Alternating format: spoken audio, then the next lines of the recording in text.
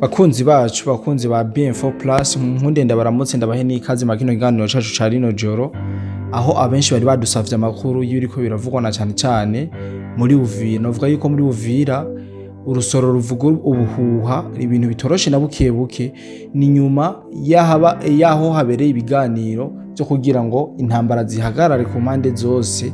M23 yari yaje neza na neza muri UVIRA iziyukije kwitorera, mu gihe hari ibyo bari bafundikanye na FARDC, yibaza yuko ari FARDC hari mugabo iza gutubira.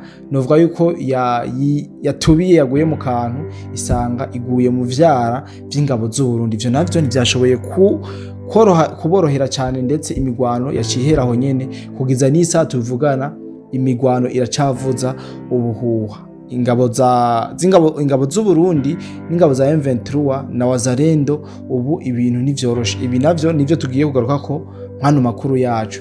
Rero mu nkundire mikaze umusanguzi we afise vyinshi aza kubivuga ko, hama tubandanye tubaha ibiganiro nkuko twabasezeraniye. Rero mu nkundire nongenda muramutse mu muco w'ikirundi, dukunda kuramukanya cyane bwana musanguzi, nongeye kuramutsa cyane. Akoze cyane bwana journaliste, reka nanje ndakuramutse. Ego. Kandi ndizera ko wiriwe neza cyane gose, kuko umwanya munini twawumaranye. Reka nce ndamutsa n'abakurikirana kino kiganiro aho bari hose. Yewe abadukurikiranira kuri muhora wacu wa YouTube, we n'abadukurikiranira ku muhora wa Facebook. Kuko turazi yuko hariho abantu benshi bashimishwa n'ibiganiro byacu, bagaca babitelecharge bakabishira ku mbuga zabo za Facebook no ku bindi bitandukanye. Ibyo natwe biradushimisha kuko baba bari kwadufasha gutanga ubutumwa kubushikana kure hashoboka. Reka rero bose ndabaha ikaze muri kino kiganiro, hama twinjire mu idonido rya kino kiganiro cacu, aho abantu benshi mbere novuga ko wanabaciye umutima bwana journaliste, aho wavuze ngo intambara muri UVIRA iriko iravuza uruhwa. Ikiravuza ubu. Nkuko n'ibitangazamakuru byinshi biriko birabivuga, ariko ntabwo ari ukuri. Muri iyo bavuze UVIRA abantu benshi baca babona muri UVIRA centre mu gisagara ca UVIRA, ariko siho namba hariko habera imigwano, ahubwo imigwano iriko irabera mu misozi ya UVIRA. Imbere yuko nza kubabwira ingene biriko biragenda hano mu misozi ya UVIRA, nashaka ndabibutsa ikiganiro twakoze aho habayeho gutana mu mitwe hagati ya FARDC hamwe n'abawazalendo, hari kuva samedi na dimanche niba ntihenze. Twashoboye kwerekana amavideo y'aba FARDC bamwe bashoboye kugira ikibazo bakomeretse. Aha aba FARDC bari baje gusaba abawazalendo yuko bo bavira mu birindiro. Ibi birindiro mu by'ukuri byari bya FARDC uko n'ukuri, ariko FARDC igihe aba M23 bigarurira gisagara ca Bukavu, bace batanga iminsi 2 kuko bari bamaze kwizera ko bapanze akarere muri UVIRA. Aba FARDC muri UVIRA bari bakiriye amafaranga y'aba M23 kugira ngo bace batangaza yuko n'igisagara ca UVIRA kiri mu minwe ya M23 atari imigwano yiriwe irahabera. Ibi rero nivyo abawazalendo batashoboye kwihanganira, kuko baciye bagira resistance, batana mu mitwe n'aba FARDC, bituma aba FARDC batibirindiro baragenda baja za Karemi n'ahandi hatandukanye. Ubu rero mu nyuma, kubera ko ngo hari habaye novuga ibiganiro byo guhagarika intambara, FARDC yaciza yitwaza ico ngo ibiganiro vyabaye, mwebwe rero abawazalendo nimutubisire mu birindiro, n'aba M23 ntabwo bashobora kuza kugaba ibitero kuko basinya amasezerano yo guhagarika intambara. Iki rero bwana journaliste nico catumye aba ba M23 bigaba. Iki nico catumye kuva ku munsi w'ejo mbere aba M23 bigaba, baza kwishora kuri Songoye, kuko baje bazi yuko bataza kugwana, baza gushika bandura igisagara ca UVIRA. Mbere bace batangaza ko igisagara ca UVIRA camaze gufatwa. Ibi rero ndiko ndavuga bwana journaliste, no bamenyesha ko nitangazo ryo kuvuga ko igisagara ca UVIRA camaze gufatwa kiri mu minwe ya M23 ryari ryamaze gusohoka. iri tangazo ryari ryamaze kwandikwa mbere no gusohorwa no gushirwa ko umukono, hari hasigaye ko gusa barishira ku rubuga rwabo rwa X. Niho rero batanguje imigwano ejo, aho ejo novuga ko habaye imigwano yo gusubizanya. Aba M23 nibo batanguye gutera amabombe, batera ku birindiro birimwo aba Wazalendo n'aba FDNB, hama nabo bakabasubiza. Ku makuru dufise aravuga ko abarundi bashoboye gutangaza cyane aba M23 kuko ngo mu kubarasabo bakoresha ibidege birasa nako bimodoka birasa kure, ibyatumye rero M23 bahapfira ku bwinshi mu gihe batari bwashoboye kugira gute kumanuka ngo baze gukora nako.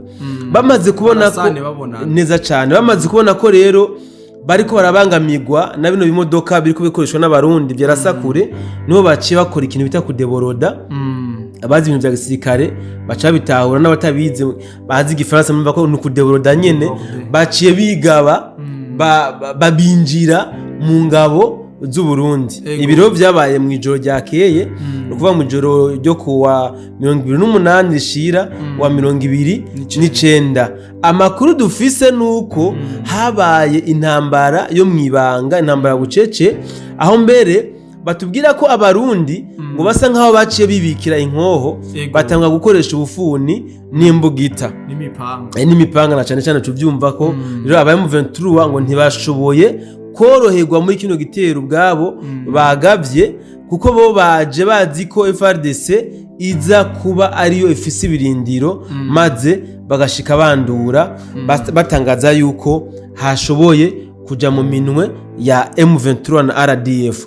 Ibi kandi bwana journaliste ni ibintu novuga ko biriko biratuma aba M23 bariko baratakaza ingabo nyinshi cyane, kuko baja ku rugamba badafise itegeko ryo gusubira inyuma. No kuvuga bagenda bafise itegeko ryo kwavansa uko bigenda kose.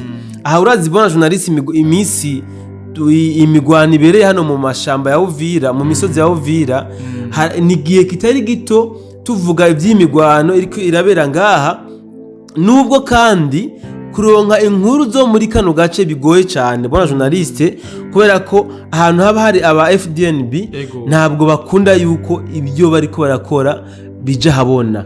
Aba FDNB bagwana mu ibanga, intambara zabo ntabwo baba bashaka kuzitangaza, bakenera ko ibikorwa ari byo byivugira gusa. Hari urumva ko igihe giheze ariko abera intambara si gito, mugabo dutangaza nke kubera ko aba ba FDNB bagwana mu ibanga. Iyi rero uku kuntu aba M23 bahatakarije ingabo zitari nke, nivyo vyatumye basohora irindi tangazo novuga ryo kwihararanga, aho usanga aho banditse bavuga bahereza ingabo z'u Burundi amasaha 28 ngo zizobe zavuye ku butaka bwa Kongo zasubiye iwabo i Burundi. Ibiro ni ibintu novuga ko kwidigadiga, akandi ni tangazo novuga ryo gucura intimba, kuko icatumye gushikana n'uyu munsi M23 itarafata UVIRA kirashobora no gutuma badashika ku ntego bafise. Iyi yatumye bavuga ngo batanze amasaha 28 ku ngabo z'u Burundi kugira ngo zizobe zashoboye kuva muri bijya birindiro. Ikindi kandi nuko no bamenyesha ko nimba byanse ko bamena akaziba bikanka ko bakoroka bavuye mu misozi ngo bashike muri UVIRA, ni zihe nguvu boba baje bafise bitwaza mu kugira ngo bashobore guhereza amasaha 28 ingabo z'u Burundi bwana journaliste. Kabisa murumva ibintu yabikomeye ku mpande zose, mugabo ikiganiro nitugomvye kugira kirekire Pascal Mburije abantu bariko baraja kuryama. Mu nkunde rero manze shimire cyane vyimva mutima umusanguzi wacu we yashoboye gukora uko ashoboye kugira ngo turonka no makuru kandi ameze neza.